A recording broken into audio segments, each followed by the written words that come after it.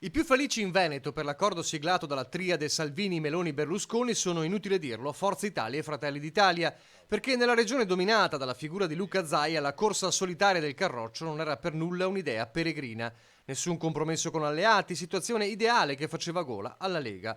Ma la strategia nel Veneto viene sacrificata sull'altare delle altre realtà regionali dove gli equilibri sono più difficili e anche del caso Venezia dove il sostegno a Brugnaro è l'unico possibile senza rischiare. E allora centrodestra Veneto unito con Zaia, nonostante tutto. Le polemiche di questi giorni sono quindi dimenticate? Un po' le tensioni di questi giorni? Ma non lo so, è stato sottoposto un documento e voglio dire, per siglare un accordo si stila un documento, si mettono giù tutte quelle che sono, perché voglio dire, sull'autonomia sono caduti molti governi in passato, la Lega è rimasta più volte scottata. Insomma, la Lega è perentoria, stavolta niente tentennamenti. Punti chiari, di modo che quando quel documento è firmato non resta altro che farla l'autonomia e quindi non ci sono più interpretazioni. Quindi per noi questa non vuol dire non avere fiducia nel partner di governo, vuol dire semplicemente avere un documento che dice chiaramente quando si va al governo cosa bisogna fare e come bisogna farlo e con che tempi bisogna farlo.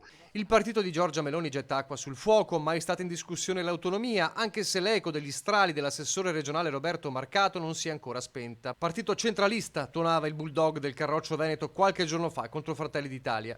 E anche oggi che l'accordo c'è, sembra poco convinto.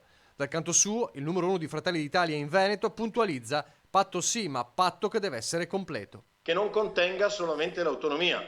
Se è un documento che parla anche di federalismo, che parla anche di presidenzialismo, io sarò il primo dei sottoscrittori ovviamente. Insomma, tutto da mettere ancora nero su bianco e una strada appena cominciata verso le urne per il centrodestra. Credo che questo sia un accordo che si siglerà, ma che non sarà solo sull'autonomia. Credo che ci saranno anche altre parti importanti che costituiranno poi un documento programmatico, ma anche e soprattutto il programma, che è quello che la gente vuole vedere.